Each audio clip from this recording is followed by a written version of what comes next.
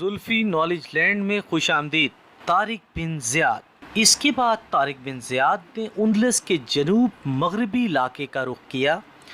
इन अतराफ में गाज शहजादों के हमदर्दों की तादाद ज़्यादा थी। मुसलमानों की कामयाबी में आसानी हासिल हुई। चुनाचे तारिक बिन ज़ियाद सबसे पहले सूबे कादिस के मशहूर शहर सिदोनिया की शहर पनाह के नीचे पहुँचे। अहले शहर महसूर हो गए और चंद दिनों के मुहासरे के बाद उन्होंने अतात कबूल कर ली। इसके बाद मुसलमान शहर करतबा से मगरिब में एक शहर हसन अल मदूर की तरफ चले गए, वो भी कब्ज़े में आया।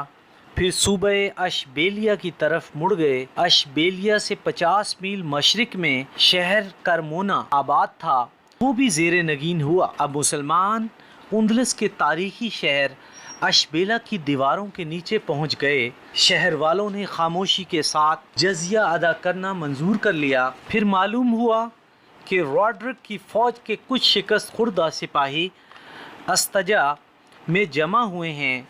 ये शहर भी सूबे अशबेलिया ही में वाक़ है। तारिक बिन ज़ियाद ने शहर का रुख किया। इन लोगों ने शहर वालों से मिलकर मुसलमानों का सख्त मुकाबला किया।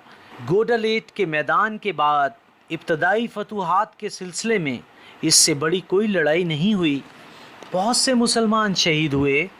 तारिक बिन ज़ियाद शहर का मुहासरा किए रहा।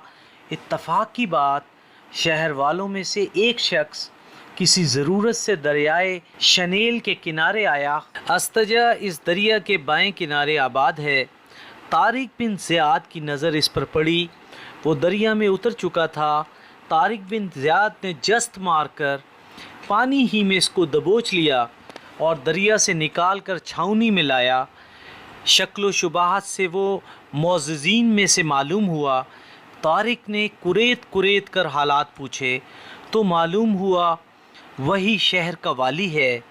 तारिक ने इससे अपने हस्बे मंशा शर्तें कबूल कराईं। जजिया की रकम मुकर्रर हुई और शहर के दरवाज़े खुल गए।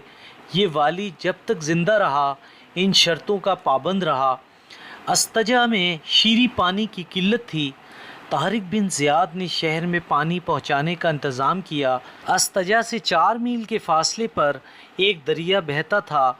इससे नहर निकाल कर शहर में लाया। वो नहर ऐनुल तारिक के नाम से मौसूम हुई। अस्तजा की शिकस्त के बाद उंदलसी उमरा और अवाम अपने मुस्तकबिल की उम्मीदों से मायूस हुए और इनमें इस कदर खौफ व हरास पैदा हुआ कि आवाम मैदानी इलाकों की आबादियों को छोड़ छोड़ कर पहाड़ी इलाकों में चले गए और उमरा अपने कीमती ज़ख़ीरों को लेकर तलीतला में जाकर पनाह गुज़ीन हुए कि इसकी मजबूत शहर पनाह शायद इनके माल व दौलत की हिफाजत कर सके।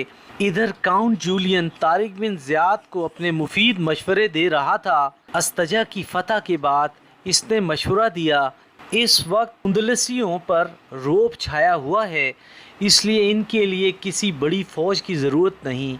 फ़ौज के छोटे छोटे दस्ते मुख्तलिफ़ सूबों में फैला दिए। वो लायक एतमाद रहनुमा इन दस्तों के साथ कर देगा जो राह की दुश्वारियों को आसान करेंगे और मुख्तलिफ़ मुकामों के मुतल्लिक़ ज़रूरी मालूमात देते रहेंगे। ख़ुद तारिक फ़ौज लेकर दारुल सल्तनत तलीतला पर हमला आवर हुआ कि इससे पहले कि उंदलसी आपस में मिलकर किसी को रॉड्रिक का जानशीन मुंतखब करें और इनमें कोई शराज़ा बंदी पैदा हो, इसी इंतशार की हालत में ज़ेरे नगी कर लिया जाए और मुख्तलिफ़ सूबों के अहम मरकज़ों और दारुल सल्तनत पर कब्ज़ा कर लिया जाए।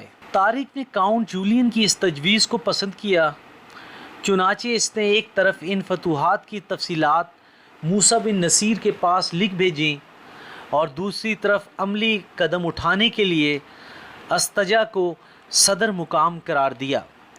यहाँ से फ़ौज के छोटे छोटे दस्ते तैयार करके मुख्तलिफ़ अहम शहरों करतबा, गरनाता, मालका, तदमीर की तरफ भेजे और ख़ुद फ़ौज लेकर दारुल सल्तनत तलीतला रवाना हो गया। इस असना में मूसा बिन नसीर वाली अफ्रीका का जवाब आया। इन्होंने तारिक बिन ज़ियाद की तजवीज़ से इत्तफ़ाक़ नहीं किया था। इन्होंने पेशकदमी जारी रखने से बाज रहने और अपनी जगह से آگے نہ بڑھنے کی ہدایت لکھ بھیجی کہ وہ امدادی لشکر لے کر خود اندلس پہنچیں گے، حالات کا جائزہ لیں گے اور اس وقت اگر مناسب ہوا تو پیش قدمی شروع کی جائے گی۔ ایپیسوڈ 8 اختتام پذیر ہوا۔